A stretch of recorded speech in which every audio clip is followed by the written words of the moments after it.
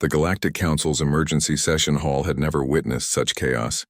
Ambassador Zethkar of the Dominion Empire slammed his crystalline appendage against the obsidian podium, sending harmonic vibrations through the chamber that made the assembled delegates' sensory organs quiver with unease. The humans have violated the Treaty of Silent Worlds. His voice resonated through the translation matrices. They have weaponized their music again. High Magistrate Velthara, her gossamer wings folding with agitation, raised her staff for order. The ancient ethereal had presided over galactic affairs for 3 millennia, but nothing had prepared her for the human problem. When humanity had first joined the galactic community 50 years ago, their musical expressions had been classified as a Class 7 psychic weapon after a single human folk song caused mass euphoria among the rigid Korthak species, leading to a 3-day productivity shutdown across their industrial worlds. The treaty was clear, Velthara intoned, her voice carrying the weight of cosmic law. No human musical expressions beyond their home system. The neurological disruption caused by their melodies and harmonies poses too great a risk to galactic stability. From the human delegation section, Ambassador Elena Vasquez stood slowly.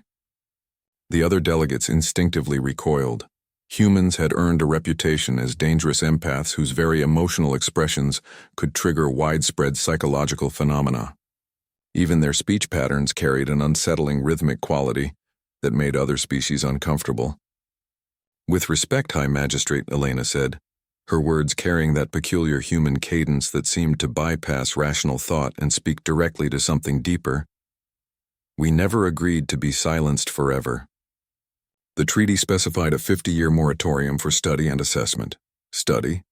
Zethkar's form flared with bioluminescent fury.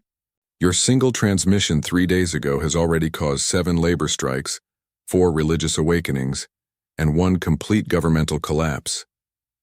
The Dominar of Sector 7 abdicated his throne after listening to 30 seconds of what your species calls blues music. Elena smiled.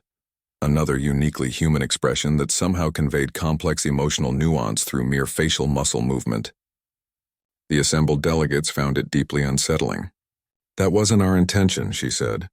Dr. Sarah Chen was simply conducting a historical preservation project. She was recording her grandmother's lullabies for the human archives. The transmission leak was accidental. Accidental? The insectoid delegate from the Hive Collective chittered with agitation. "Your lullabies caused 3 million of our worker drones to abandon their posts and demand individual names. Do you understand the chaos your gentle music creates in ordered minds?" Dr. Chen stepped forward from behind Elena, a slight woman carrying what appeared to be a primitive stringed instrument. The delegates immediately activated their psychic shielding. "I've studied the reports," Dr. Chen said, her voice carrying that same rhythmic quality that made other species' thoughts dance unbidden. "I think I understand what's happening." Velthara's ancient eyes focused on the human scientist. "Explain." "Music isn't just sound to humans. It's pure emotional mathematics. Patterns that speak directly to the limbic system, bypassing conscious filters. When other species hear it, they experience emotions in ways their evolution never prepared them for. Your neural architectures are too rigid, too specialized. Human music forces you to feel chaotic. Chaotic. The crystalline symmetry delegate's perfect geometric form shifted with what might have been confusion. "We are order. We are perfection of form and thought." Dr. Chen lifted her guitar, the same instrument she'd been recording with when the transmission accidentally leaked across 17 star systems. The delegate's protective barriers hummed to life. "That's exactly the problem," she said. "You've evolved past chaos, past individual expression, past the beautiful imperfection that music represents. You've optimized yourselves out of experiencing wonder. Do not activate that weapon," Zethkar commanded, but his voice carried a note of something the universal translators couldn't properly interpret. Something almost like longing. Elena stepped beside Dr. Chen. 50 years ago, you classified human music as dangerous because it made your citizens feel things they'd never felt. But maybe that's not a weapon. Maybe it's a gift. You caused revolutions with a lullaby," the Hive Collective delegate protested. "No," Elena said gently. "We caused awakenings.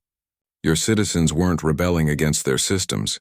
They were remembering what it felt like to be individuals. To feel joy without purpose, sadness without logic, hope without guarantee.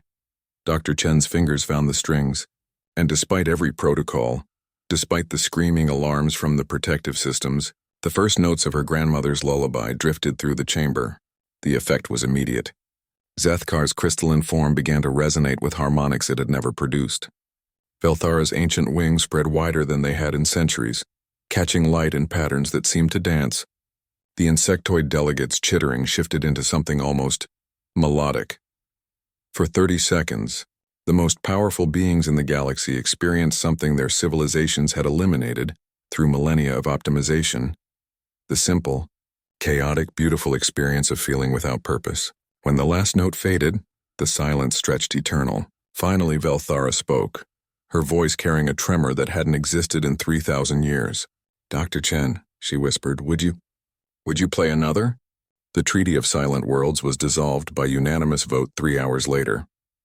Within a year, human music teachers were the most sought-after beings in the galaxy.